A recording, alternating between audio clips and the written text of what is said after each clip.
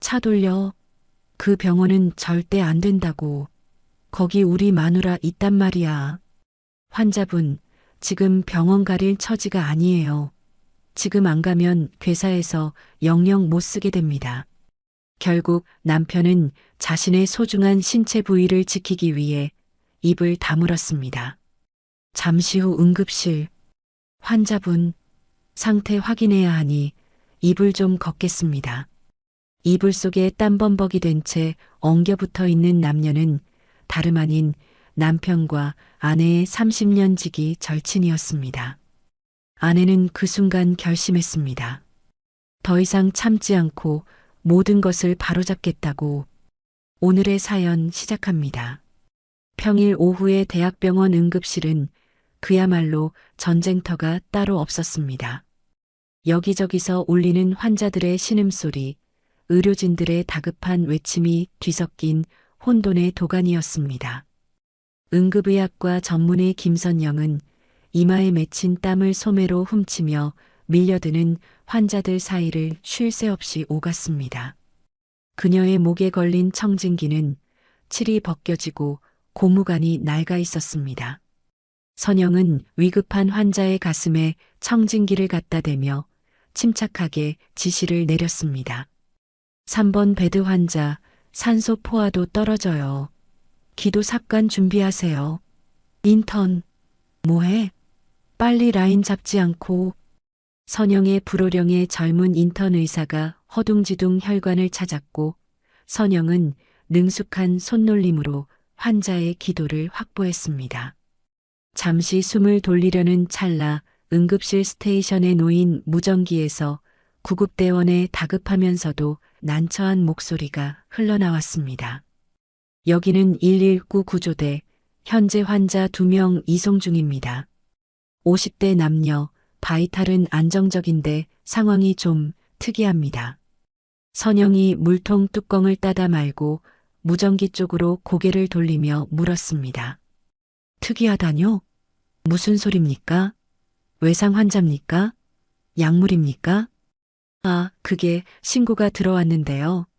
성관계 도중에 그 질경련으로 인해 두 사람의 신체 일부가 결합된 상태로 분리가 안 되고 있습니다.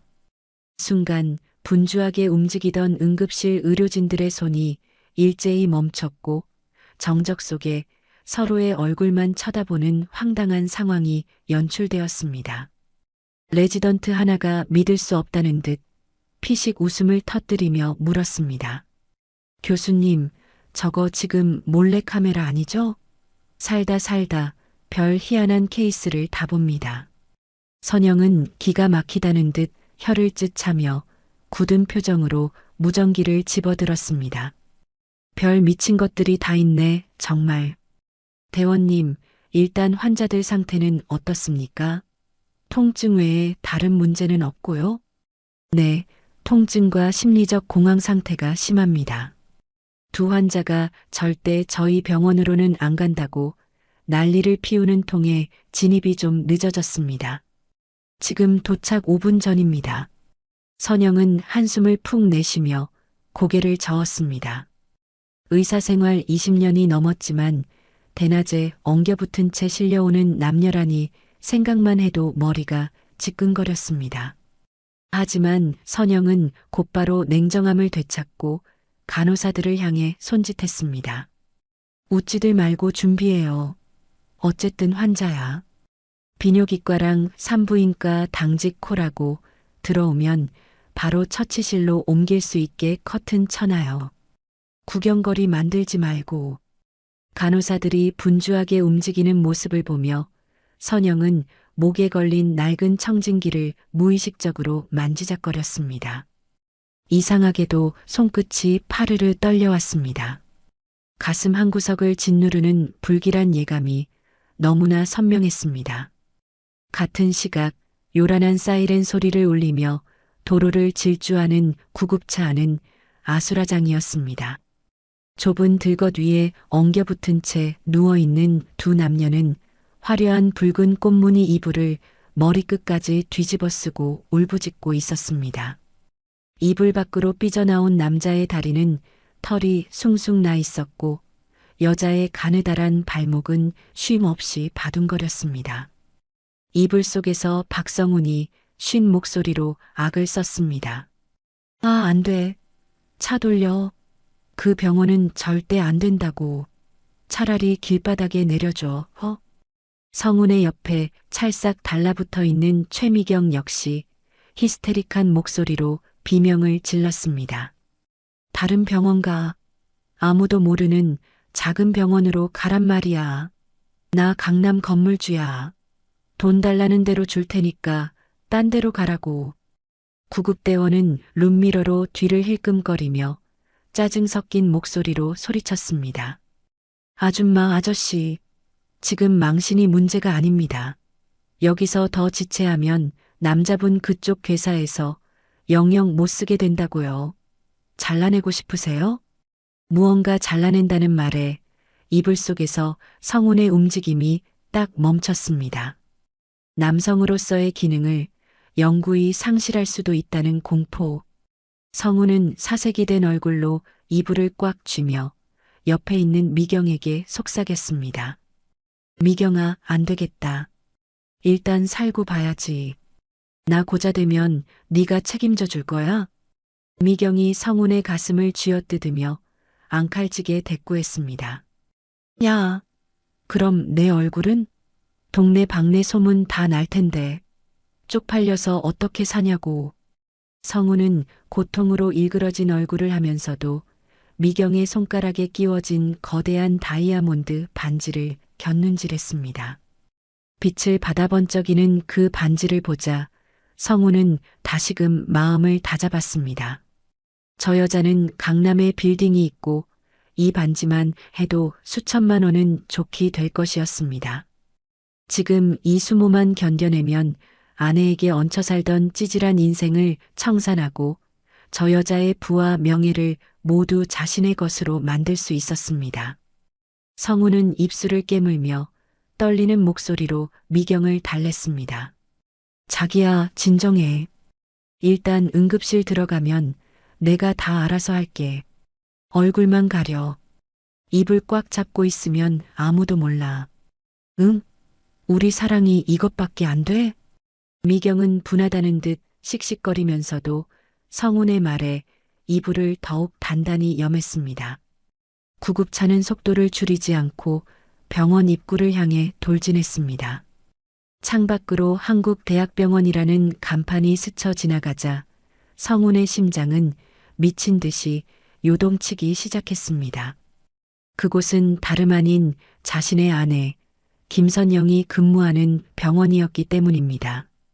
성훈은 제발 아내가 비번이기를 혹은 너무 바빠서 자신들을 못 알아보기를 간절히 빌었습니다.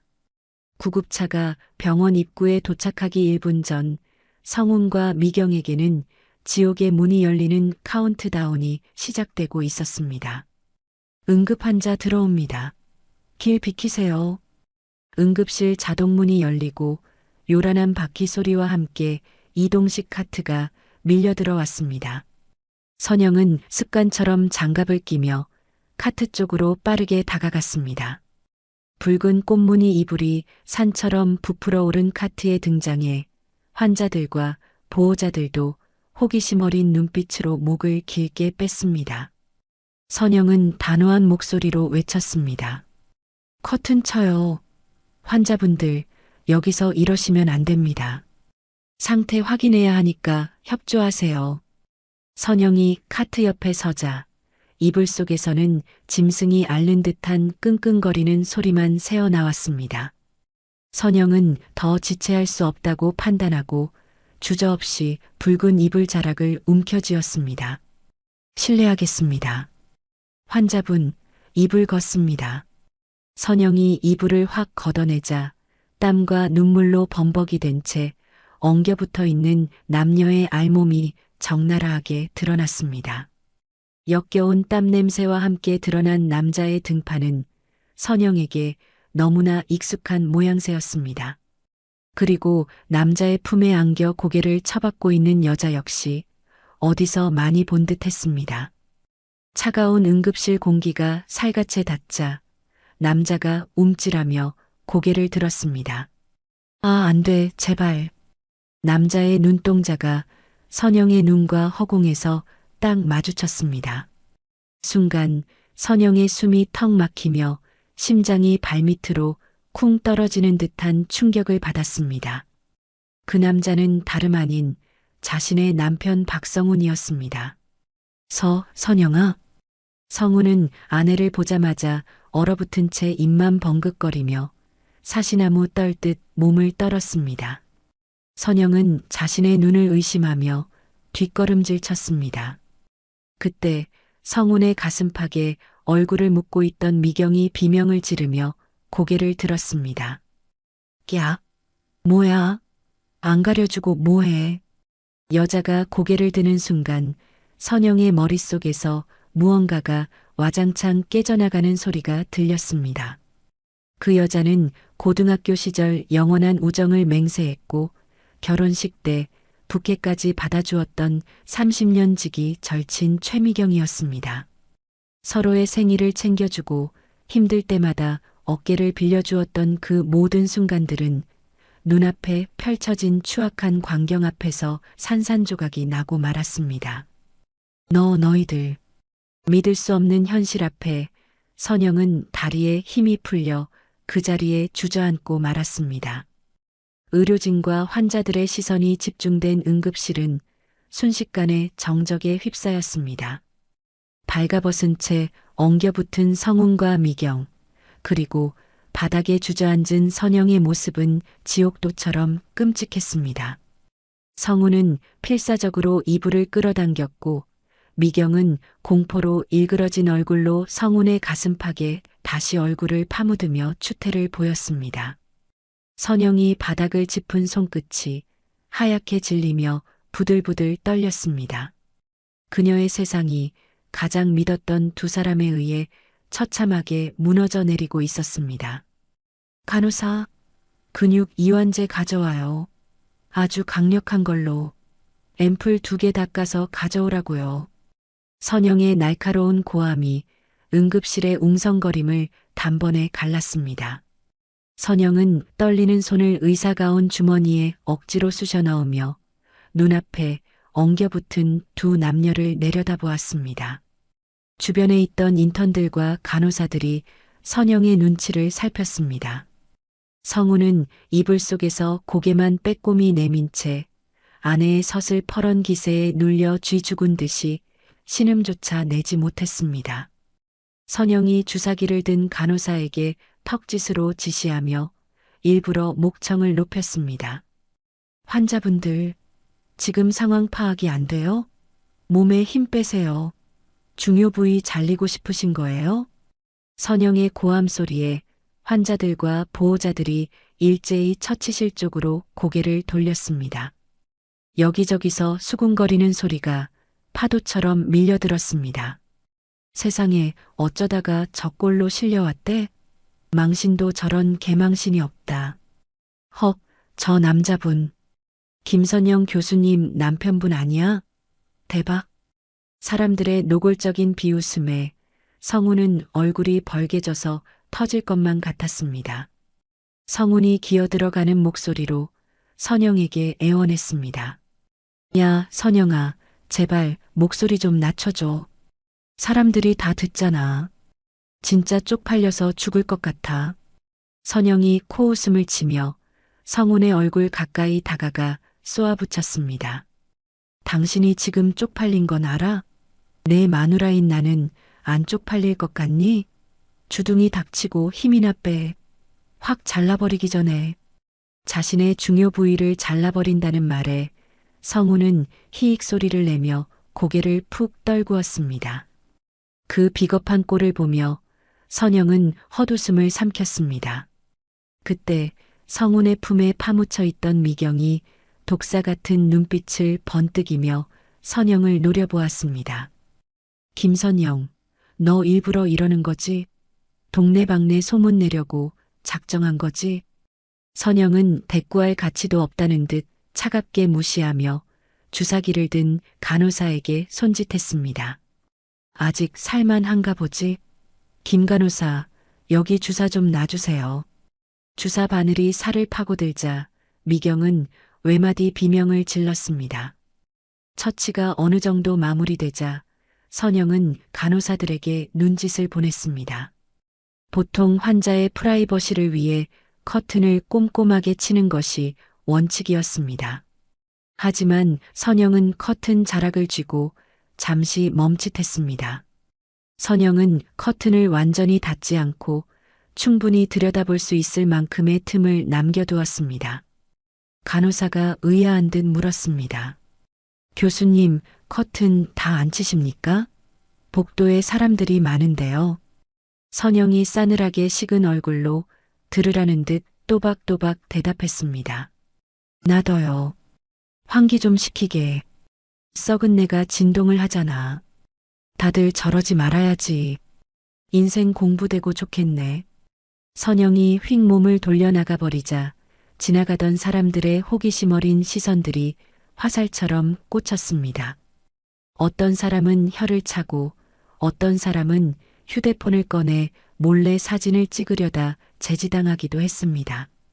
이불 하나의 의지에 알몸을 가린 두 남녀는 쏟아지는 시선과 조롱 속에서 서로의 살을 꼬집으며 몸을 떨었습니다. 근육 이완제의 효과가 돌기 시작하면서 엉겨붙어 있던 두 사람의 몸이 서서히 분리되었습니다. 간호사들이 환자복을 던져주며 옷을 갈아입으라고 지시한 뒤 처치실 한 구석에 놓인 미경의 소지품을 정리하기 시작했습니다. 선영과 평소 친자매처럼 지내던 수간호사 박 선생이 미경의 핸드백을 집어들며 미간을 찌푸렸습니다. 박 선생이 옆에 있던 후배 간호사에게 가방을 내밀며 콧방귀를 뀌었습니다. 야, 이것 봐라. 이거 샤넬 로고가 왜 이래? 본드로 붙여놨네. 후배 간호사가 가방을 받아들고 요리조리 살펴보더니 킥킥거리며 웃음을 터뜨렸습니다. 어머, 진짜네요? 세상에, 본드 자국 삐져나온 것 좀 봐. 이거 동대문에서 파는 짝퉁이잖아요. 어우, 옷도 라벨이 다 엉망이야. 겉만 번지르르 하고 속은 다 가짜네. 두 간호사의 적나라한 뒷담화는 칸막이 하나를 사이에 두고 옷을 입고 있던 성운의 귀에 그대로 박혔습니다. 약기운에 몽롱하게 누워있던 성운은 가짜, 짝퉁, 개살구라는 단어에 번쩍 눈을 떴습니다. 성운은 바지도 제대로 추스르지 못한 채 미경이 누워있는 옆 침대로 다가갔습니다. 성운의 눈이 핏발로 시뻘겋게 충혈되어 있었습니다. 야, 최미경. 너 일어나봐. 옷을 챙겨 입고 있던 미경이 화들짝 놀라며 성운을 쳐다보았습니다. 어머, 자기야. 나 아직 옷 다 안 입었어. 성운은 아랑곳하지 않고 미경의 어깨를 거칠게 잡아 흔들며 소리쳤습니다. 너 솔직하게 말해. 네가 차고 다니던 거, 들고 다니던 거 다 짝퉁이야? 강남에 빌딩 있다는 것도 다 거짓말이었어? 미경이 당황하여 눈동자를 이리저리 굴리며 말을 더듬었습니다. 무슨 소리야? 내가 설마 자기한테 거짓말하겠어? 하지만 성우는 미경의 손목을 낚아채 그녀가 차고 있던 시계를 확인했습니다. 금도금은 벗겨져 있었고 싸구려 느낌이 확연했습니다. 이 시계 2천만 원짜리라고 애지중지하더니 성운의 다리에 힘이 풀리며 그 자리에 털썩 주저앉았습니다. 그는 미경을 사랑해서 바람을 피운 것이 아니었습니다. 사업 실패로 빚더미에 앉은 자신을 구원해줄 동아줄이라 믿었습니다. 그래서 아내 선영을 배신하고 미경의 환심을 사려 발버둥 쳤던 것이었습니다. 그런데 그 동아줄이 썩은 동아줄, 아니 존재하지도 않는 허상이었다는 사실을 깨닫게 되었습니다. 으아, 내 돈, 내 투자, 아이고 내가 미쳤지, 내가 돌았지. 성우는 바닥을 주먹으로 쾅쾅 내리치며 짐승처럼 울부짖었습니다. 그 울음소리에는 아내에 대한 미안함이나 불륜에 대한 후회는 눈곱만큼도 없었습니다. 오로지 헛물켰다는 억울함과 날아가 버린 인생 역전의 꿈에 대한 절규만이 가득했습니다. 야, 이 사기꾼 같은 년아. 내가 너한테 쓴 돈이 얼만데. 밥 사주고 술 사주고 호텔비까지 내가 다 냈는데. 내 돈 물어내. 성훈이 미경의 멱살을 잡고 흔들자 미경도 지지 않고 악을 쓰며 성훈의 머리채를 잡았습니다. 당신, 나 돈 많은 줄 알고 접근했던 거야? 이 찌질한 놈아. 너 같은 것 때문에 이런 개망신이나 당하고 내가 더 억울해. 응급실 한복판에서 벌어진 두 남녀의 추잡한 육탄전에 의료진들이 달려와 그들을 뜯어 말렸습니다. 자신의 유일한 탈출구가 막혀버린 절망감에 성우는 어린애처럼 엉엉 울며 바닥을 뒹굴었습니다. 난장판이 된 응급실을 뒤로하고 선영은 조용히 당직실 문을 잠갔습니다. 밖에서 들려오는 소란스러운 소리들이 희미하게 귓가를 맴돌았지만 선영은 마치 다른 세상에 있는 사람처럼 차분했습니다. 선영은 세면대로 다가가 찬물을 틀고 얼굴을 거칠게 씻어냈습니다. 거울 속에 비친 자신의 얼굴은 창백하게 질려 있었고 눈밑은 퀭하니 어두웠습니다. 하지만 그 눈동자 깊은 곳에서는 시퍼런 불꽃이 일렁이고 있었습니다. 선영은 떨리는 손으로 주머니에서 휴대폰을 꺼내 배경화면을 켰습니다. 해맑게 웃고 있는 딸 지민의 얼굴이 화면 가득 들어왔습니다. 지민아, 엄마 어떡하면 좋지? 선영은 딸의 사진을 어루만지며 입술을 깨물었습니다. 자신이 이 병원 설립자의 외동딸이라는 사실을 철저히 숨기고 그저 월급쟁이 의사로 살았던 지난 날들이 주마등처럼 스쳐 지나갔습니다. 항상 기가 죽어있던 남편 성훈의 자존심을 세워주기 위해 선영은 가진 것 없는 척 연기하며 살아왔습니다. 자신이 가진 배경이 남편에게 부담이 될까봐, 행여나 남편이 자격지심을 느낄까봐 전전긍긍했던 그 모든 배려. 결국은 남편을 괴물로 만들고 자신을 찌르는 칼날이 되어 돌아왔음을 선영은 뼈저리게 후회했습니다. 내가 바보였어. 똥인지 된장인지도 모르는 인간이었는데. 선영은 거울 속의 자신을 향해 싸늘하게 웃어 보였습니다. 그 웃음은 더 이상 가족을 위해 희생하고 참아내던 유약한 아내의 것이 아니었습니다. 모든 것을 바로잡고 철저하게 응징하겠다는 냉혹한 심판자의 미소였습니다. 선영은 휴대폰 주소록을 뒤져 김 변호사라는 이름을 찾아 통화 버튼을 눌렀습니다. 신호음이 몇 번 울리기도 전에 상대방이 전화를 받았습니다. 교수님, 이 시간에 웬일이십니까?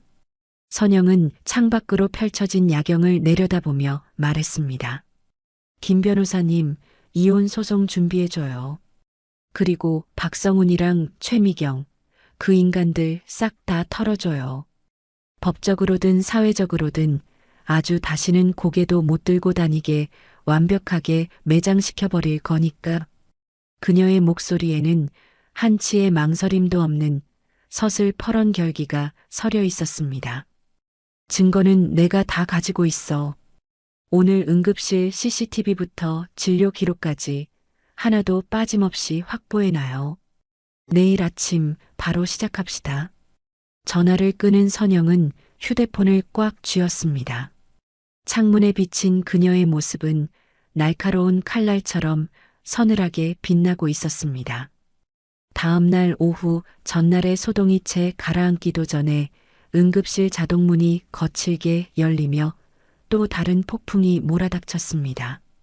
화가 난 중년 남성이 골프채를 질질 끌며 로비로 들어서자 환자들과 보호자들이 비명을 지르며 홍해 갈라지듯 길을 텄습니다. 그 남자는 다름 아닌 미경의 남편이었고 그의 눈은 살기로 번들거리고 있었습니다. 그는 링거대를 붙잡고 쭈그리고 앉아있던 성훈을 발견하자마자 짐승처럼 포효하며 달려들었습니다. 내 놈이 내 마누라 꼬셨다던 그 제비족이냐? 성훈이 미처 피할 새도 없이 골프채가 그의 종아리를 강타했고 성훈은 외마디 비명을 지르며 바닥을 굴렀습니다. 미경의 남편은 바닥에 나뒹구는 성훈의 멱살을 잡고 일으켜 세우더니 얼굴에 침을 뱉으며 악을 썼습니다.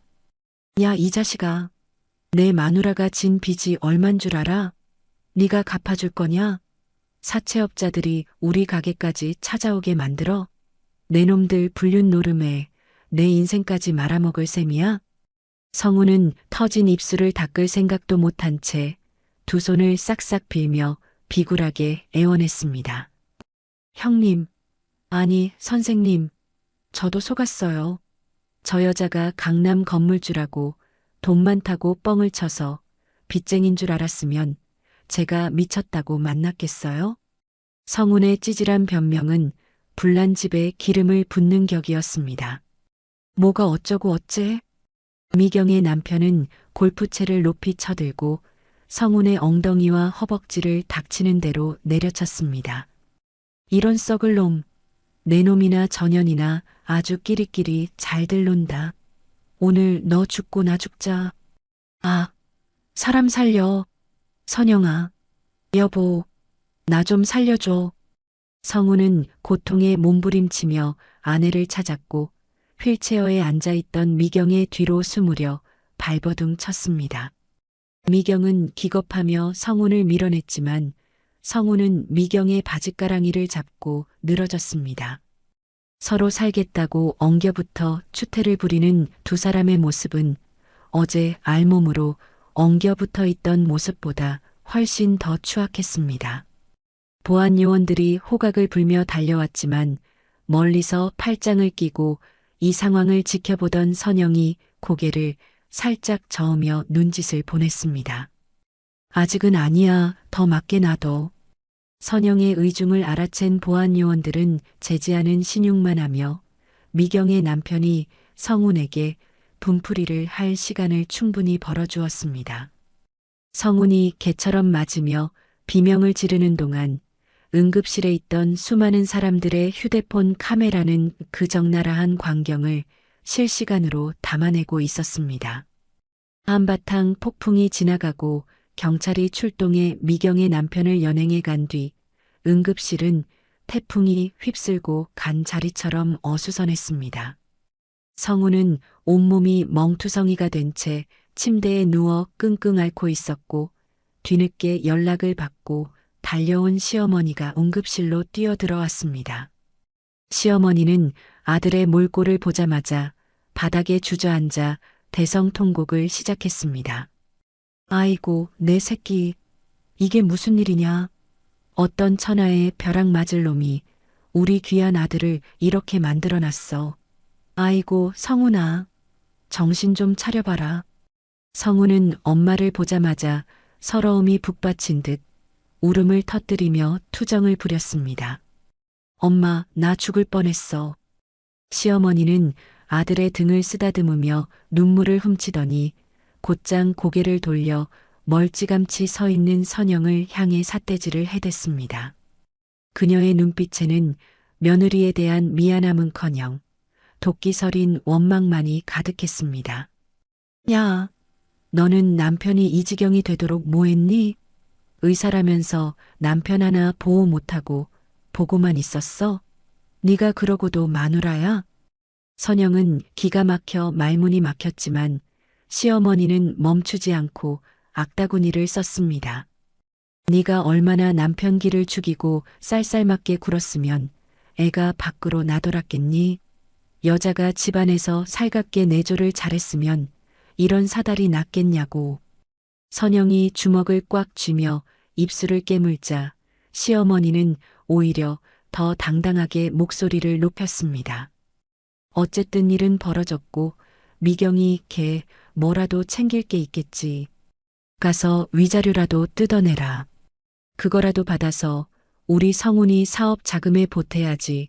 그냥 맹탕으로 당하고만 있을 거냐? 시어머니의 입에서 나온 말은 인간의 언어라고 믿기 힘들 정도로 천박하고 이기적이었습니다. 아들이 불륜을 저지른 상황에서도 며느리의 상처보다 돈 욕심과 아들 챙기기에만 급급한 시어머니의 모습에 선영의 인내심은 바닥을 드러냈습니다. 10년 전 혼수 문제로 시어머니가 선영의 친정 부모님을 모욕하며 가진 것 없는 집안 딸 데려와 주는 것만으로도 감지덕지해라라고 퍼부었던 그날의 기억이 선영의 뇌리를 스쳤습니다. 그때부터 지금까지 며느리라는 죄인 아닌 죄인으로 살아오며 삼켜야 했던 수모와 서름이 활화산처럼 끓어오르기 시작했습니다. 선영은 더 이상 참는 것은 미덕이 아니라 병신이 되는 길임을 깨달았습니다. 그녀의 눈빛이 싸늘하게 식어가며 그동안 억눌러왔던 진짜 김선영이 깨어나고 있었습니다. 선영은 뚜벅뚜벅 시어머니 앞으로 걸어갔습니다. 말대꾸 한 번 하지 않던 며느리의 살기 어린 눈빛에 시어머니는 흠칫 놀라 뒷걸음질을 쳤습니다. 너 눈을 왜 그렇게 뜨니? 시어머니한테 대들기라도 하겠다는 거냐? 선영은 낮지만 서늘한 목소리로 한자 씹어뱉듯 말했습니다. 어머님, 아니 박 여사님, 지금 상황 파악이 안 되세요? 당신 아들이 내 친구랑 바람 피우다 개망신당하고 두들겨 맞은 거예요. 근데 뭐 위자료를 받아서 사업 자금을 대라고요? 이게 미쳤나? 어디서 따박따박 말대꾸야. 시어머니가 손을 들어 올리려는 찰나 병원 로비 쪽에서 검은 양복을 입은 무리들이 급하게 달려와 선영의 뒤로 도열했습니다. 그들은 선영을 향해 허리가 꺾일 듯 90도로 정중하게 고개를 숙이며 인사했습니다. 교수님, 늦게 내려와서 죄송합니다. 소란이 있었다고 들었습니다. 괜찮으십니까? 응급실의 모든 시선이 선영에게 집중되었고 시어머니와 성우는 입을 딱 벌린 채 눈알이 튀어나올 듯 경악했습니다. 선영은 차가운 표정으로 시어머니를 내려다보며 말했습니다. 놀라셨어요? 저 이 병원 설립자 고 김 회장님 외동딸이에요. 그동안 당신 아들 자존심 세워주려고 기죽기 싫어하는 당신 비위 맞춰주려고 내 신분 숨기고 평범한 월급쟁이 의사 코스프레 해줬더니 아주 상전이 되셨네요. 시어머니는 다리가 풀려 비틀거렸고 성우는 침대에서 굴러떨어질 듯 몸을 일으키며 더듬거렸습니다. 선영아, 그게 무슨 소리야? 병원장 딸이라니? 장인어른은 시골에서 농사 짓던 분이잖아. 농사? 아, 은퇴하시고 소일거리로 주말 농장 하셨던 거. 거짓말은 아니지. 네가 멋대로 판단하고 무시했을 뿐. 선영은 싸늘하게 비소하며 비서실장에게 손짓했습니다. 김 실장, 여기 잡상인들 좀 치워주세요. 아주 멀리 내 눈에 안 띄는 곳으로. 병원 물 흐리니까 소독도 좀 싹 하고. 네, 알겠습니다. 이사님, 비서실장의 신호에 따라 건장한 경비원들이 시어머니와 성운에게 다가갔습니다. 시어머니는 경비원의 팔을 뿌리치며 악을 썼습니다. 이거나, 며느라가, 선영아, 이게 무슨 짓이니? 내가 잘못했다, 응? 성운 역시 절뚝거리며 선영의 바짓가랑이를 잡으려 손을 뻗었습니다. 여보, 선영아, 내가 잘못했어. 한 번만 용서해줘. 내가 진짜 몰랐어. 여보. 하지만 선영은 그들을 벌레 보듯 차갑게 외면하며 돌아섰습니다. 경비원들은 짐짝을 나르듯 시어머니와 성운을 양쪽에서 끼고 병원 밖으로 끌고 나갔습니다. 로비에 있던 환자와 보호자, 의료진들은 숨을 죽인 채 이 드라마틱한 권력의 이동을 지켜보았습니다. 선영은 흐트러진 가운을 매무새 있게 고쳐 입으며 비로소 누구의 아내도 며느리도 아닌 병원의 주인이자 존엄한 자신으로 우뚝 섰습니다. 그녀의 등 뒤로 닫히는 자동문 너머에서 시어머니의 비명 섞인 애원 소리가 희미하게 들려왔지만 선영은 뒤도 돌아보지 않았습니다. 소란스러웠던 로비에서의 대치 상황이 정리되고 병원은 다시 일상적인 분주함으로 돌아갔습니다. 선영은 엘리베이터를 타고 옥상으로 올라가 난간에 몸을 기대었습니다.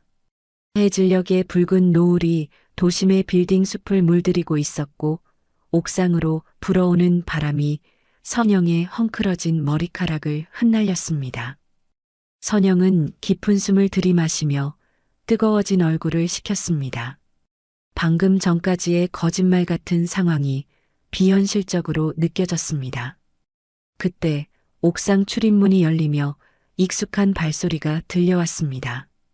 후배 의사 최진우가 캔 음료 2개를 손에 들고 다가왔습니다. 진우는 선영의 옆에 나란히 서서 차가운 사이다 캔 하나를 선영의 볼에 살짝 갖다 대었습니다. 교수님, 여기 시원한 거 한잔하세요. 아까 로비에서 보니까 목 많이 타시겠던데요. 선영은 깜짝 놀라 고개를 돌리다 진우를 보고는 피식 웃음을 터뜨렸습니다. 그녀는 캔을 받아들며 딱에 링을 당겼습니다. 탄산이 터지는 경쾌한 소리가 옥상의 정막을 깼습니다. 봤어? 민망하게 뭘 또 따라와서 아는 척이야.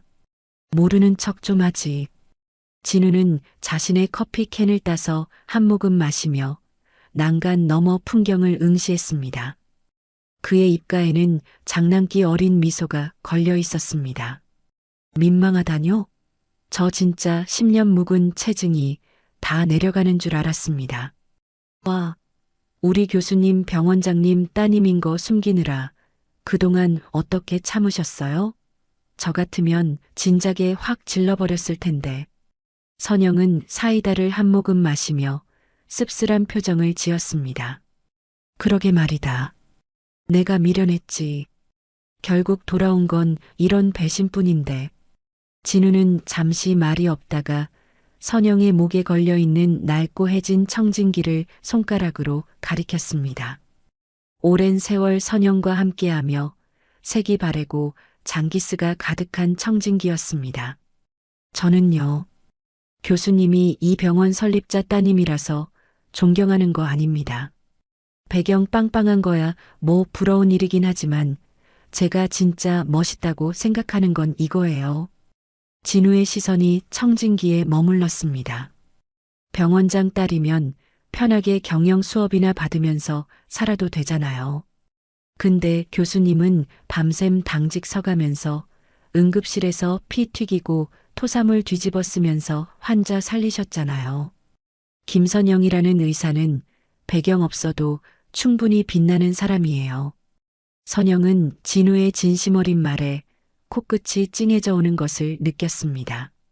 남편에게도 시어머니에게도 들어본 적 없는 인정과 위로였습니다. 선영은 눈시울이 붉어지는 것을 감추려 고개를 숙이고 청진기를 만지작거렸습니다. 어쭈, 최진우. 너 사회생활 많이 늘었다?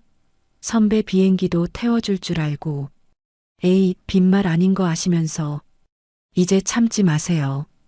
교수님 인생이잖아요. 누구 아내, 누구 며느리 말고 그냥 김선영으로 사세요. 그럴 자격 차고 넘치니까. 진우의 말은 선영의 가슴 속에 단단하게 뭉쳐있던 응어리를 톡 건드려 주었습니다. 선영은 고개를 들어 노을이 지는 하늘을 바라보며 환하게 웃었습니다. 그 웃음은 지난 며칠간 보여주었던 냉소적인 비웃음이 아니라 마음 깊은 곳에서 우러나온 진짜 웃음이었습니다. 그래, 이제 안 참을 거야. 내 인생 내가 지켜야지. 고맙다, 최진우. 바람이 한결 시원하게 느껴졌습니다. 선영은 빈 캔을 꽉 움켜쥐며 이제 시작될 진짜 싸움을 준비했습니다. 한편 퇴원 수속을 마친 성우는 절뚝거리는 다리를 이끌고 택시에서 내렸습니다. 온몸이 멍투성이에 뼈마디가 쑤셨지만 육체적인 고통보다 더 큰 공포는 앞으로 닥쳐올 미래였습니다. 병원 임원들이 그녀에게 굽신거리는 장면이 머릿속에서 떠나지 않았습니다. 성우는 엘리베이터 거울에 비친 자신의 처참한 몰골을 보며 마른 세수를 했습니다. 30년을 같이 살았는데 내가 싹싹 빌면 받아줄 거야. 선영이는 마음이 약하니까. 성우는 스스로에게 체면을 걸 듯 중얼거리며 현관문 앞에 섰습니다. 익숙하게 도어락 커버를 올리고 비밀번호를 눌렀습니다. 띠띠띠띠. 하지만 경쾌한 문 열림 소리 대신 비밀번호가 일치하지 않습니다라는 기계음이 울려 퍼졌습니다. 성우는 당황하여 다시 한번 번호를 눌렀지만 결과는 마찬가지였습니다. 왜 이러지? 건전지가 다 됐나? 성우는 다급하게 문을 두드리며 초인종을 눌렀습니다. 문 좀 열어봐. 번호키가 고장났나 봐. 잠시 후 인터폰 화면이 켜지며 선영의 무표정한 얼굴이 나타났습니다. 성우는 카메라에 얼굴을 들이밀며 애원했습니다. 여보, 문이 안 열려. 내가 많이 잘못했어. 일단 들어가서 얘기해. 응? 나 몸이 너무 아파서 서 있기도 힘들어. 인터폰 너머의 선영은 차가운 목소리로 대꾸했습니다. 누구세요? 우리 집엔 그런 사람 안 사는데요. 여보, 왜 그래? 장난치지 말고 문 좀 열어줘. 나 진짜 반성하고 있어. 미경이 그 여자가 나 꼬신 거야. 나는 피해자라니까? 선영은 콧방귀를 끼며 성훈의 말을 잘랐습니다. 피해자? 웃기고 있네. 야, 박성훈. 너 아직 상황 파악이 안 되니? 이 집, 우리 네 명의인 거 잊었어? 이제 더 이상 불륜남한테 자선사업 안 할 거니까 당장 꺼져. 성우는 그제야 이 아파트가 결혼 당시 장인이 해준 집이라는 사실이 떠올랐습니다. 그때는 그저 시골에 사는 장인이 시골 땅을 팔아서 간신히 해준 집인 줄 알았습니다. 여보, 당신이 병원장 딸인 줄 몰랐단 말이야. 알았으면 내가 그랬겠어? 제발 한 번만 기회를 줘. 나갈 데도 없단 말이야. 성훈의 비굴한 고백에 선영의 표정이 더욱 싸늘해졌습니다. 병원장 딸인 줄 알았으면 안 그랬다? 참 투명해서 좋다, 너. 그 더러운 입 다물고 1층으로 내려가. 경비실 옆 쓰레기 분리수거장 있지? 거기 파란색 대형 봉투 3개 있을 거야. 그게 내 짐이야. 뭐? 쓰레기장? 그래. 쓰레기는 쓰레기통 옆에 있어야지. 내 집 문 두드리지 마. 주거 침입으로 신고하기 전에. 뚝 하는 소리와 함께 인터폰 화면이 꺼졌습니다. 성우는 닫힌 문을 망연자실하게 바라보다가 미친 듯이 문을 발로 찼지만 굳게 닫힌 철문은 꿈쩍도 하지 않았습니다.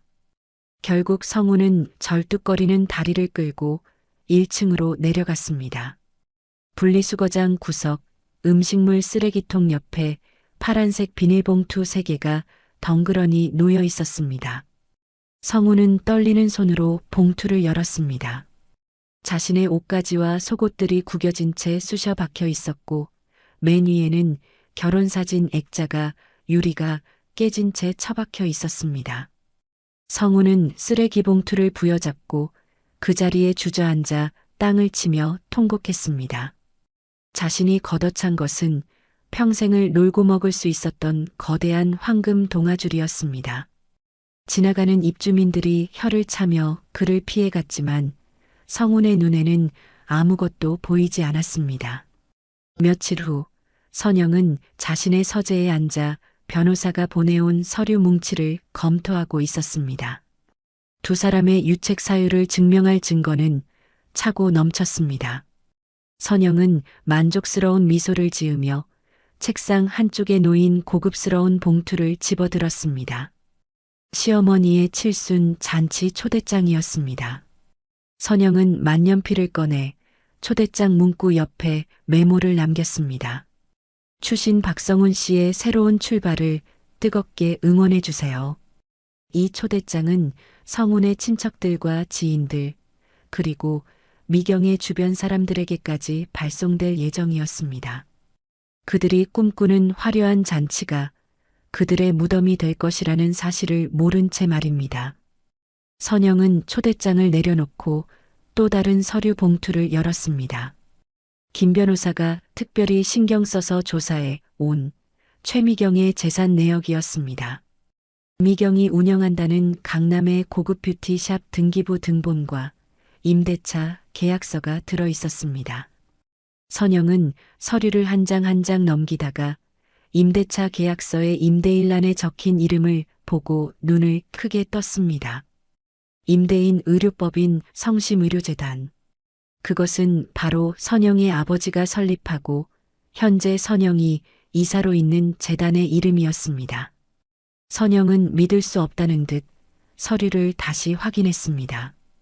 미경이 자기 건물이라며 떵떵거리고 자랑하던 그 샵이 사실은 선영의 아버지 재단 소유 건물에 새 들어있는 것이었습니다.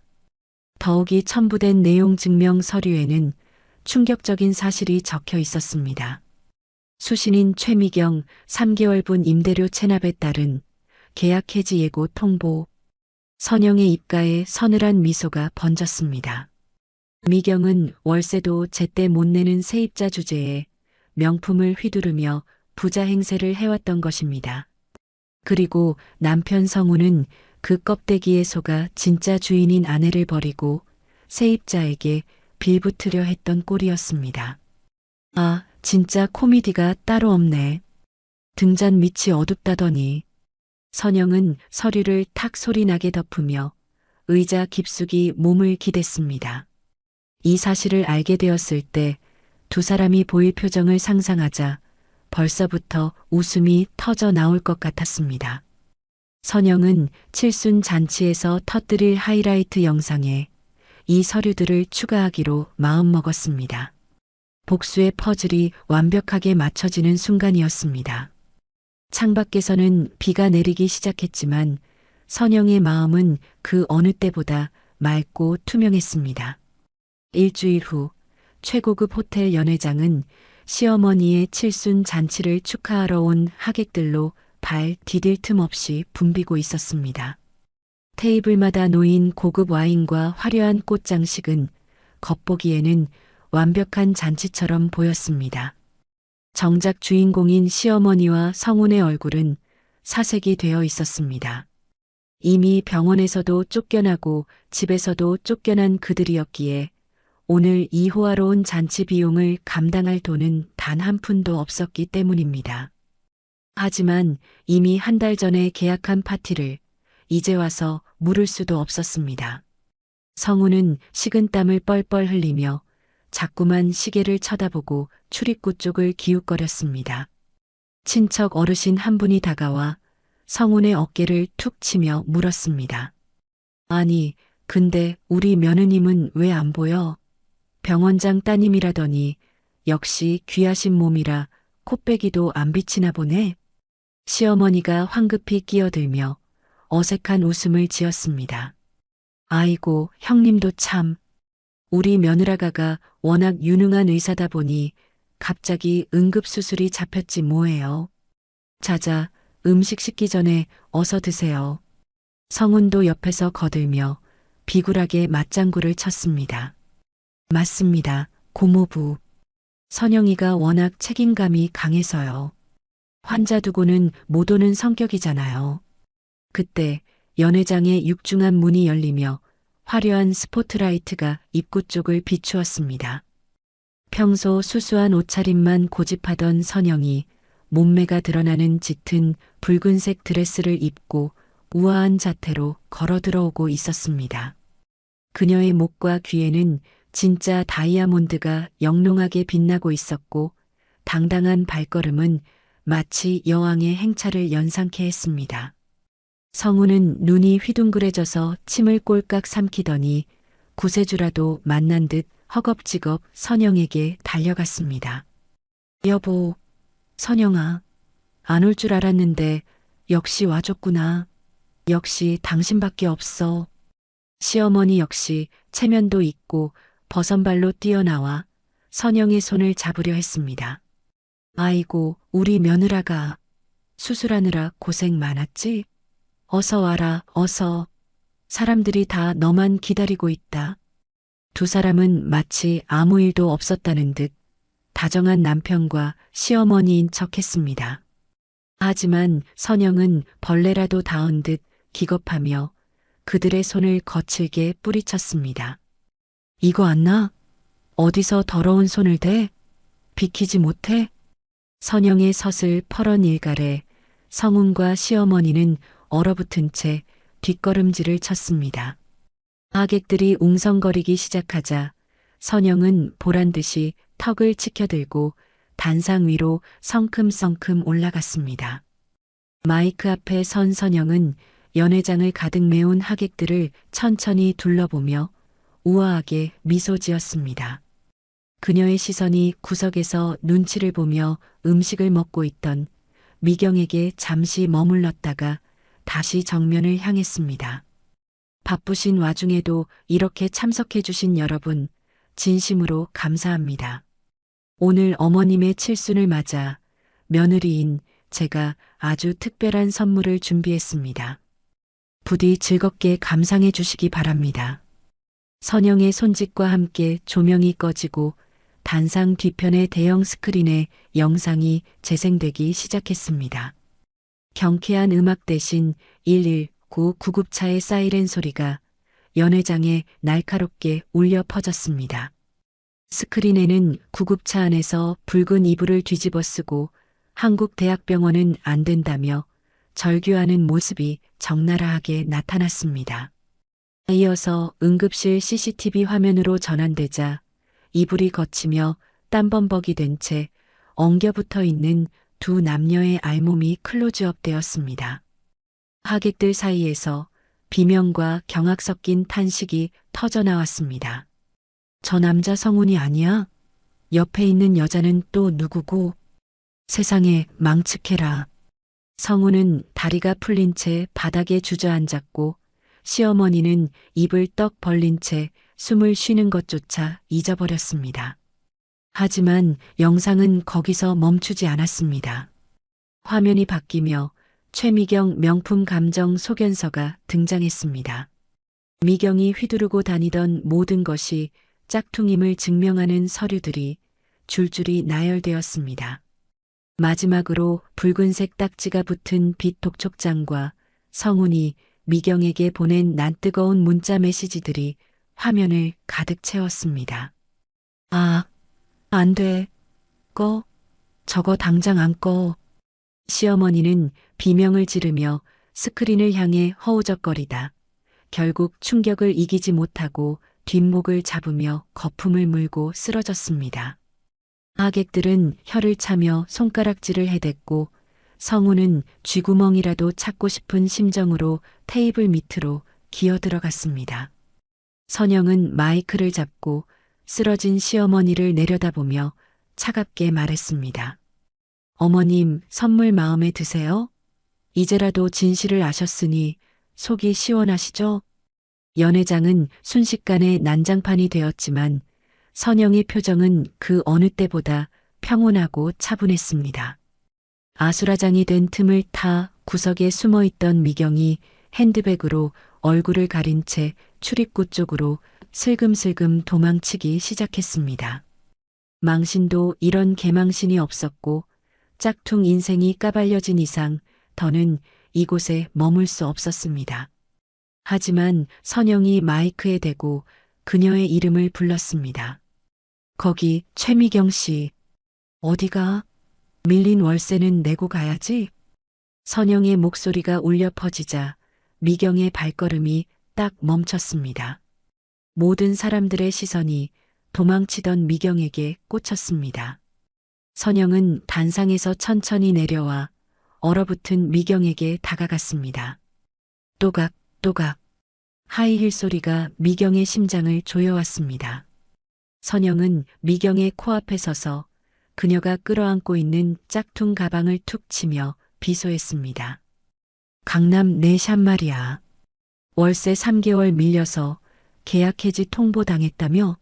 난 또 네 건물인 줄 알았지. 미경은 사색이 되어 고개를 저으며 뒷걸음질 쳤습니다. 무슨 소리야. 그거 내 건물이야. 건물주? 지나가던 개가 웃겠다. 그 건물, 우리 아버지 재단 소유야.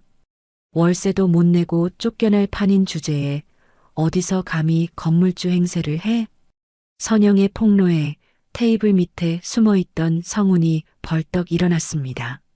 성훈은 믿을 수 없다는 표정으로 미경과 선영을 번갈아 쳐다보며 더듬거렸습니다. 미경이 네가 선영이네 건물 세입자라고? 선영은 그런 성훈을 보며 가소롭다는 듯 웃음을 터뜨렸습니다. 박성훈, 너 참 불쌍하다. 나를 버리고 선택한 여자가 하필이면 내 건물 세입자라니.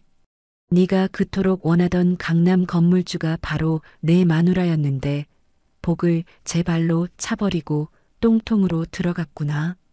성훈의 눈동자가 지진이 난 듯 흔들렸습니다. 자신이 배신한 아내가 사실은 자신이 평생을 바쳐 찾아 헤매던 황금 동아줄이었다니.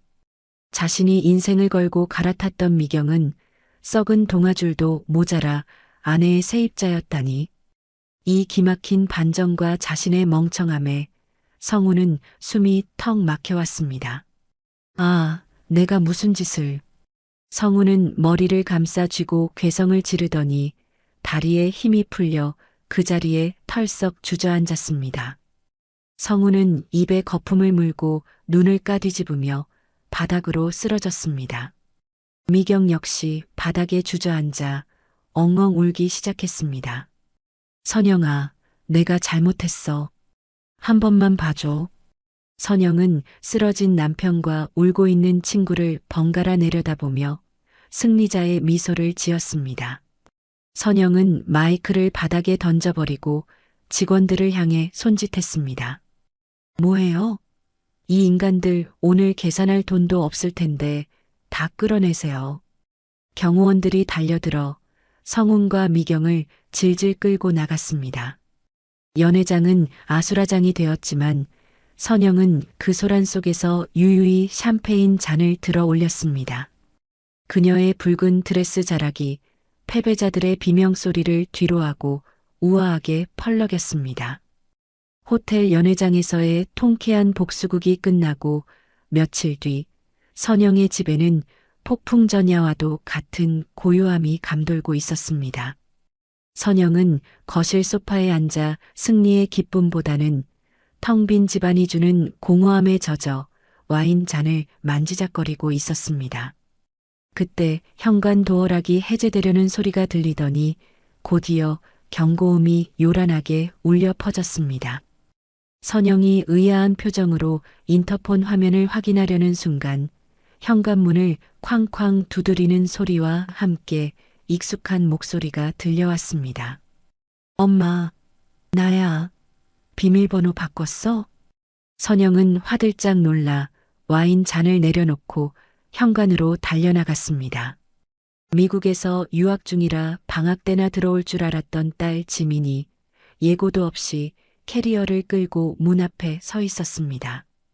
선영이 문을 열자마자 지민은 땀에 젖은 머리카락을 쓸어 넘기며 짜증 섞인 표정으로 집 안으로 들어섰습니다. 지민아, 네가 연락도 없이 웬일이야? 학교는 어쩌고?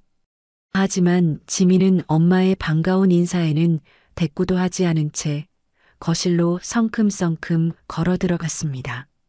그녀의 시선이 휑하게 비어버린 아빠의 서재에 멈췄습니다. 지민은 믿을 수 없다는 듯 헛웃음을 터뜨리며 선영을 돌아보았습니다. 진짜네. 할머니 말이 다 맞았어. 엄마 진짜 아빠 쫓아낸 거야? 비밀번호까지 바꾸고. 선영은 당황하여 지민의 팔을 잡으려 했지만 지민은 거칠게 뿌리쳤습니다. 선영이 애써 침착함을 유지하며 딸을 달래려 했습니다. 지민아, 일단 앉아봐. 엄마가 설명할게. 네가 모르는 사정이 있어. 아빠랑은 할머니한테 전화 왔었어. 엄마가 아빠를 빈털터리로 내쫓았다며. 거기다 엄마 병원장 딸이라면서 어떻게 나까지 속여. 선영은 기가 막혀 말문이 막혔습니다. 지민아, 그게 아니야. 아빠가 무슨 짓을 했는지 알면 너도 듣기 싫어. 엄마는 항상 그랬어. 병원 환자. 그게 다잖아. 내 졸업식 때도 환자 본다고 안 왔지? 나 고등학교 때 맹장 터져서 수술할 때도 엄마는 다른 환자 수술하러 들어갔잖아. 가족보다 병원 일이 더 중요한 사람이니까 남편도 가차없이 버리는 거겠지. 지민의 눈에서 굵은 눈물방울이 뚝뚝 떨어졌습니다. 어린 시절부터 늘 바쁜 엄마의 등을 보며 자라야 했던 외로움과 서운함이 한꺼번에 터져 나온 것이었습니다. 선영은 가슴이 찢어지는 듯한 통증을 느꼈습니다. 딸을 위해, 가족을 위해 그토록 치열하게 살아왔다고 생각했는데 정작 딸의 마음속에 자신은 일밖에 모르는 비정한 엄마로 남아있다는 사실이 견딜 수 없이 아팠습니다. 지민아, 엄마는 너를 위해서, 나를 위한다는 핑계 대지 마. 나 지금 아빠한테 갈 거야. 엄마 얼굴 보는 것도 숨 막혀. 지민은 현관으로 달려나갔습니다. 선영이 맨발로 뒤따라 나가며 딸의 이름을 불렀지만 엘리베이터 문은 야속하게 닫혀버렸습니다. 텅 빈 복도에 홀로 남겨진 선영은 다리에 힘이 풀려 주저앉았습니다. 남편과 친구를 향해 휘둘렀던 복수의 칼날이 부메랑이 되어 자신의 심장에 꽂힌 기분이었습니다. 승리감에 도취되어 있던 선영의 얼굴 위로 깊은 절망의 그림자가 드리워졌습니다. 한편 지민은 택시를 타고 할머니가 알려준 주소로 향했습니다. 도착한 곳은 낡고 허름한 건물의 고시원이었습니다. 쾌쾌한 곰팡이 냄새와 좁은 복도를 지나 지민은 떨리는 손으로 방문을 두드렸습니다.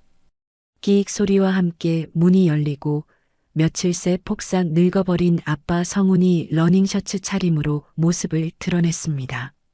좁은 방 안에는 먹다 남은 컵라면 용기와 소주병이 뒹굴고 있었고 성훈의 몰골은 노숙자와 다를 바 없었습니다. 아빠, 지민이 울먹이며 부르자 성훈은 젓가락을 내려놓고 벌떡 일어났습니다. 하지만 그의 눈빛은 딸을 만난 반가움보다는 다른 무언가를 기대하는 탐욕으로 번들거렸습니다. 어이구, 우리 딸, 왔어? 엄마는? 엄마 만났어? 성우는 지민의 손을 잡고 방 안으로 끌어들이며 다급하게 물었습니다. 지민아, 너 엄마한테 얘기했니? 아빠 이렇게 사는 거 봤지? 가서 엄마한테 따져. 위자료 내놓으라고. 아빠가 이 나이에 길바닥에 나앉게 생겼는데 보고만 있을 거냐고 협박이라도 해. 지민은 아빠의 손을 슬며시 놓으며 뒷걸음질 쳤습니다. 오랜만에 만난 딸에게 안부조차 묻지 않고 오로지 돈 이야기만 꺼내는 아빠의 모습이 낯설고 끔찍하게 느껴졌습니다. 지민이 실망감을 감추지 못하고 물었습니다. 아빠, 지금 돈이 중요해? 1년 만에 본 딸한테 잘 지냈냐고 물어보지도 않아? 엄마랑은 도대체 무슨 일이 있었던 거야? 성우는 답답하다는 듯 가슴을 치며 소리쳤습니다. 내 엄마가 병원장 딸인 거 숨기고 나를 기만했다니까? 내가 억울해서 잠이 안 와. 너 빨리 가서 엄마한테 말해. 아빠한테 10억, 아니 50억은 줘야 한다고. 안 주면 너 다시는 안 본다고 해. 지민은 눈앞의 남자가 자신이 알던 아빠가 맞는지 의심스러웠습니다. 아빠의 눈에는 딸에 대한 사랑은커녕 돈에 대한 집착과 광기만이 이글거리고 있었습니다. 그때 지민의 휴대폰이 징징거리며 울렸습니다. 친구들이 보내온 메시지 알림이 쉴 새 없이 쏟아졌습니다. 야, 박지민. 이거 너네 아빠 맞아? 대박이다. 한국대학병원 응급실 불륜 커플 충격 실체. 지민은 떨리는 손으로 친구가 보내준 링크를 눌렀습니다. 아내의 친구와 바람나서 응급실행, 병원장 딸 아내의 사이다, 참교육 등의 자극적인 제목들이 지민의 눈을 찔렀습니다. 이게 뭐야? 지민은 숨이 턱 막혀와 휴대폰을 떨어뜨릴 뻔했습니다. 성우는 지민의 휴대폰 화면을 겼는지라더니 당황하여 변명을 늘어놓기 시작했습니다. 아니야. 지민아, 그건 오해다. 엄마가 조작한 거야. 아빠는 피해자라고. 지민은 역겨움에 몸서리치며 성운을 노려보았습니다. 아빠, 진짜 쓰레기였구나. 어떻게 엄마한테, 그리고 나한테 이럴 수가 있어? 지민은 뒤도 돌아보지 않고 고시원을 뛰쳐나왔습니다. 거리로 나오자마자 지민은 헛구역질을 하며 주저앉았습니다. 몇 시간 전 집에서 엄마에게 퍼부었던 모진 말들이 비수가 되어 지민의 가슴을 찔렀습니다. 엄마는 그 지옥 같은 수모를 홀로 견뎌내고 있었는데 자신은 아무것도 모른 채 엄마를 비난하고 상처를 주었습니다. 지민은 죄책감과 부끄러움에 얼굴을 들 수가 없었습니다. 엄마가 있는 집으로 돌아갈 수도 그렇다고 갈 곳도 없어진 지민은 정처 없이 거리를 헤매기 시작했습니다. 창밖에는 굵은 장대비가 쏟아지고 있었습니다. 선영은 멍하니 거실 창가에 서서 비 내리는 풍경을 바라보다가 불현듯 휴대폰을 집어들었습니다. 지민이 나간 지 벌써 서너 시간이 지났지만 연락 한 통 없었습니다. 불안한 마음에 지민에게 전화를 걸었지만 돌아오는 것은 전원이 꺼져 있다는 기계음뿐이었습니다. 지민아, 제발 전화 좀 받아. 선영의 손이 덜덜 떨리기 시작했습니다. 남편의 배신을 알았을 때보다 시어머니에게 모욕을 당했을 때보다 더 큰 공포가 선영을 엄습했습니다. 혹시나 딸이 충격을 받고 나쁜 마음이라도 먹었을까봐 선영의 심장은 터질 듯이 요동쳤습니다. 병원장의 딸이라는 지위도 의사로서의 명예도 딸이 없으면 아무런 의미가 없다는 것을 선영은 뼈저리게 깨달았습니다. 과거 지민이 고열로 펄펄 끓을 때도 응급 환자를 보느라 곁을 지키지 못했던 기억, 졸업식 날 텅 빈 운동장에 딸을 혼자 세워두었던 기억들이 주마등처럼 스쳐 지나갔습니다. 내가 미쳤었지. 도대체 뭘 위해서 그렇게 살았던 거야? 선영은 겉옷을 챙겨 입을 새도 없이 빗속으로 뛰어들었습니다. 우산도 쓰지 않은 채 선영은 미친 사람처럼 거리를 헤매며 딸의 이름을 불렀습니다. 지민아, 박지민, 어디 있니? 엄마가 잘못했어. 제발 나타나줘. 차가운 빗줄기가 선영의 온몸을 적셨고 빗물과 눈물이 뒤섞여 앞을 가렸지만 선영은 멈추지 않았습니다. 지민이 갈 만한 곳을 샅샅이 뒤졌지만 어디에도 딸의 흔적은 없었습니다. 절망감에 바닥에 주저앉아 오열하던 선영의 머릿속에 문득 오래된 기억 하나가 스쳐 지나갔습니다.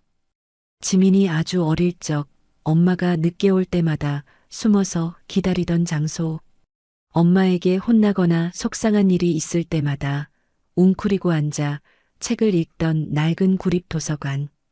도서관, 그래, 도서관. 선영은 벌떡 일어나 젖은 머리카락을 쓸어 넘기며 다시 달리기 시작했습니다. 숨이 턱 끝까지 차오르고 심장이 터질 것 같았지만 선영의 발걸음은 멈추지 않았습니다. 화려한 복수의 끝에서 마주한 것은 승리의 기쁨이 아니라 가장 소중한 것을 잃을지도 모른다는 처절한 공포였습니다. 빗줄기는 점점 더 거세지고 선영의 그림자는 빗속에서 위태롭게 흔들렸습니다. 제발 늦지 않았기를, 딸이 그곳에 있어 주기를 간절히 기도하며 선영은 어둠 속을 뚫고 달려나갔습니다. 억수같이 쏟아지는 빗줄기를 뚫고 선영은 숨이 턱 끝까지 차오르도록 달려 도서관의 낡은 철문 안으로 들어섰습니다. 폐관 시간이 가까워져 조명이 절반쯤 꺼진 도서관 로비는 습하고 서늘한 공기로 가득 차 있었습니다. 선영은 젖은 머리카락을 쓸어 넘길 새도 없이 2층 구석에 있는 아동 열람실로 향했습니다. 덜컹거리는 나무 바닥 소리가 유난히 크게 울려 퍼지는 가운데 선영의 시선이 책장 사이 좁은 구석에 멈췄습니다. 어둠 속에 몸을 잔뜩 웅크린 채 고개를 파묻고 있는 작은 어깨가 빗소리에 묻혀 가늘게 떨리고 있었습니다. 선영의 심장이 쿵 하고 내려앉으며 안도감과 미안함이 동시에 밀려왔습니다. 선영은 조심스럽게 다가가 떨리는 목소리로 딸의 이름을 불렀습니다. 지민아. 무릎에 얼굴을 묻고 있던 지민이 화들짝 놀라며 고개를 들었습니다. 퉁퉁 부어오른 눈과 빗물에 젖어 헝클어진 머리카락, 그리고 창백하게 질린 얼굴이 선영의 가슴을 후벼 팠습니다. 지민은 빗물에 흠뻑 젖어 흙투성이가 된 신발과 흐트러진 엄마의 옷매무새를 보자마자 울음을 터뜨렸습니다. 엄마. 선영은 더 이상 참지 못하고 와락 딸을 끌어안았습니다. 차가운 빗물 냄새와 익숙한 딸의 살 냄새가 뒤섞여 코끝을 찔렀습니다. 선영은 지민의 등을 쓰다듬으며 목이 메어 말을 잇지 못했습니다. 지민아, 너 힘들게 해서 엄마가 정말 미안해. 지민은 엄마의 품에 얼굴을 파묻고 어린아이처럼 엉엉 소리 내어 울었습니다. 그동안 참아왔던 서러움과 죄책감이 눈물과 함께 쏟아져 나왔습니다. 엄마 아빠가 그런 쓰레기짓 한 줄도 모르고 할머니 말만 믿고 엄마 미워했어. 선영은 고개를 세차게 저으며 지민의 젖은 뺨을 감싸쥐었습니다. 아니야. 내 잘못 아니야. 엄마가 미리 말 못해서 그래. 너 상처받을까봐 내 아빠 바닥까지 보여주기 싫어서 숨긴 건데 그게 널 더 아프게 했구나. 엄마가 미련했어. 지민이 훌쩍거리며 떨리는 목소리로 말을 이었습니다. 엄마는 그동안 그런 사람이랑 어떻게 살았어? 나 때문에 참은 거야? 응? 딸의 물음에 선영의 눈에서도 뜨거운 눈물이 주르륵 흘러내렸습니다. 지난 20년 남편의 무능과 허세를 감싸주며 속을 끓였던 이유의 전부가 바로 눈앞에 있는 딸이었습니다. 하지만 이제는 그 희생이 딸에게 짐이 되었다는 사실을 인정해야만 했습니다. 그래, 너한테 좋은 아빠 만들어주고 싶었으니까. 근데 이제 안 참을 거야. 너만 내 옆에 있으면 돼. 너만 있으면 엄마는 아무것도 필요 없어. 지민은 엄마의 목에 팔을 두르며 더 세게 끌어안았습니다. 엄마 미안해. 엄마 혼자 그 지옥 같은 응급실에서 얼마나 비참했을까. 두 사람은 낡은 도서관 바닥에 주저앉은 채 서로를 부둥켜 안고 한참을 울었습니다. 창밖을 때리는 거센 빗소리가 마치 세상의 모든 소음을 차단해주는 듯 했습니다. 도서관 안에는 오직 두 사람의 울음소리와 서로를 다독이는 숨소리만이 가득 찼습니다. 묵은 책 냄새와 눅눅한 공기마저 따뜻하게 느껴지는 밤이었습니다. 서로의 체온을 통해 전해지는 진심은 그 어떤 말보다 강력한 치유제가 되어 두 사람의 찢어진 가슴을 봉합하고 있었습니다. 집으로 돌아온 선영과 지민은 따뜻한 물로 씻고 식탁에 마주 앉았습니다. 선영이 끓여낸 김치찌개에서 모락모락 김이 피어올랐고 지민은 퉁퉁 부은 눈으로 숟가락을 들었습니다. 지민은 밥을 한술 크게 뜨더니 결심한 듯 비장한 표정으로 선영을 바라보았습니다. 엄마 아빠 말이야. 절대 봐주지 마. 위자료 한 푼도 주지 말고 아주 쫄딱 망하게 만들어줘. 내가 증인 설게. 엄마가 그동안 얼마나 힘들었는지 그 사람이 나한테 뭐라고 했는지 다 말할게. 딸의 단호한 말에 선영은 가슴 한구석이 찡해지면서도 든든함을 느꼈습니다. 선영은 밥그릇 위에 반찬을 올려주며 고개를 끄덕였습니다. 걱정 마. 엄마가 이미 다 준비해놨어. 네가 상처받을까봐 적당히 끝내려고 했는데. 다음 날부터 선영의 반격은 거침없이 진행되었습니다. 선영은 가정법원에 출석하여 이혼 소송과 함께 거액의 위자료 청구 소송을 제기했습니다. 동시에 성훈이 혼인 기간 중 사업 자금 명목으로 가져다 쓴 돈과 미경에게 쓴 돈에 대해 횡령 및 사기 혐의로 고소장을 접수했습니다. 궁지에 몰린 성훈은 국선 변호사를 선임하여 재산 형성에 기여한 바가 있다며 말도 안 되는 재산 분할 소송을 막 걸어왔지만 결과는 처참했습니다. 선영의 변호사 사무실에서 김 변호사가 서류를 넘기며 웃음을 터뜨렸습니다. 이사님, 박성훈 씨 쪽에서 항소 포기했습니다. 우리가 제출한 미경 씨와의 임대차 계약 위반 증거랑 응급실 진료 기록이 결정타였습니다. 판사님도 아주 혀를 내두르시던데요. 유책 배우자에게 재산 분할은커녕 오히려 빚만 더 갚아내라고 판결 나왔습니다. 선영은 창밖을 바라보며 담담하게 찻잔을 내려놓았습니다. 그렇군요. 수고 많으셨어요. 모든 법적 절차가 마무리되자 선영은 병원장실로 향했습니다.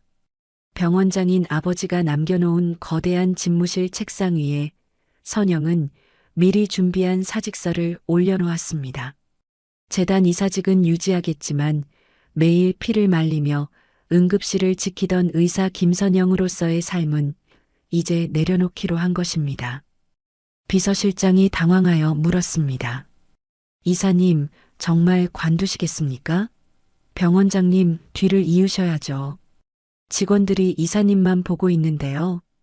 선영은 목에 걸려있던 낡은 청진기를 벗어 책상 위에 가만히 올려두었습니다. 20년 동안 그녀의 목을 짓누르던 책임감과 무게감이 훌훌 날아가는 것 같았습니다. 김 실장, 나 그동안 너무 앞만 보고 달렸어요. 의사로서, 병원장 딸로서, 그리고 누군가의 아내로서. 이제는 그냥 김선영으로 좀 살아보려고요. 우리 지민이랑 여행도 다니고 맛있는 것도 먹으면서.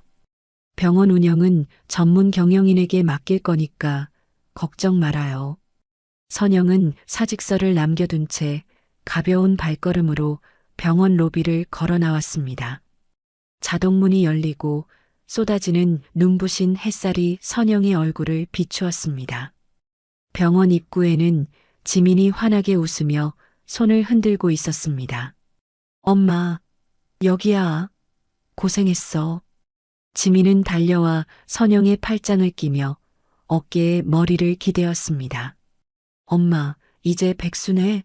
나랑 뭐하고 놀 거야? 일단 맛집부터 갈까? 그래, 가자.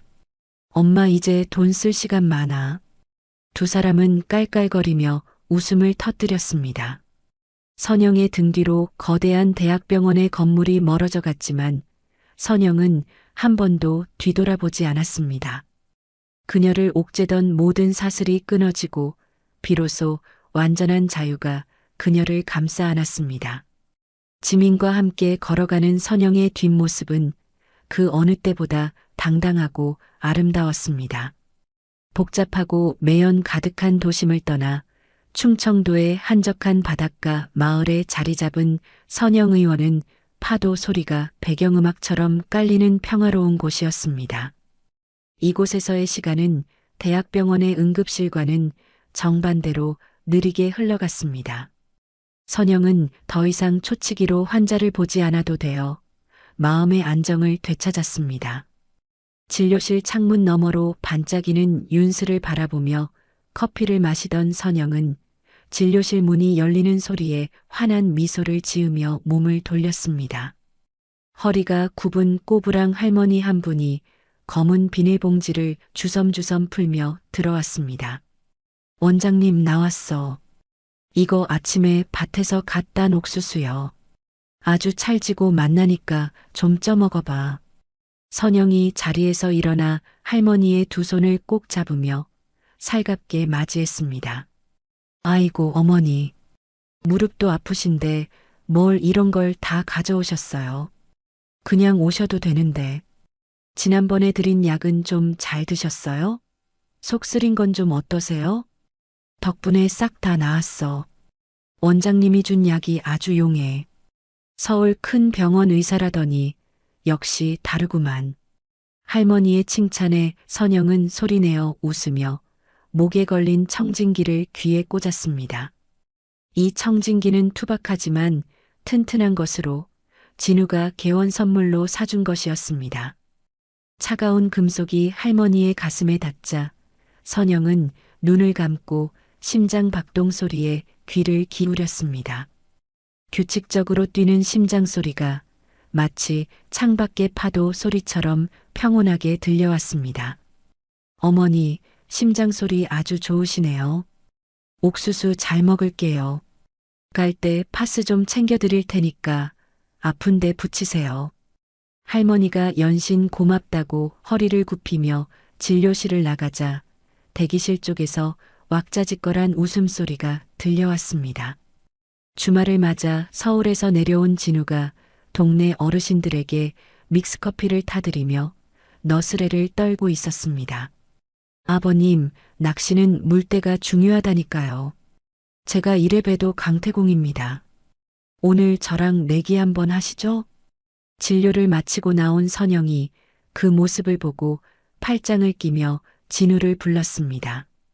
최진우 선생, 여기서 뭐해? 간호사 선생님들 일하는데 방해하지 말고 이리 와서 짐이나 좀 날라. 진우가 머쓱한 듯 머리를 극적이며 선영에게 다가왔습니다. 그의 손에는 낚싯대가 들려 있었고 얼굴에는 장난기가 가득했습니다. 아이, 선영 씨. 방해라니요. 저 지금 병원 홍보하고 있는 겁니다. 원장님, 애인이 이렇게 싹싹하다고 소문나면 환자 더 많이 올 거 아니에요? 선영이 피식 웃으며 진우의 등짝을 가볍게 때렸습니다. 말은 잘해요. 애인은 무슨 썸만 1년째 타면서 빨리 와, 옥상에 빨래 널어놓은 거 걷어야 해. 진우는 엄살을 부리며 선영의 뒤를 졸졸 따라갔습니다. 아니, 병원장 딸내미 출신이 이렇게 생활력이 강해서야 원. 제가 설 자리가 없네요. 알겠습니다, 마님. 빨래 걷고 나서 회 한 접시 사주시는 거죠? 선영은 대답 대신 환하게 웃으며 진우의 팔을 자연스럽게 잡았습니다.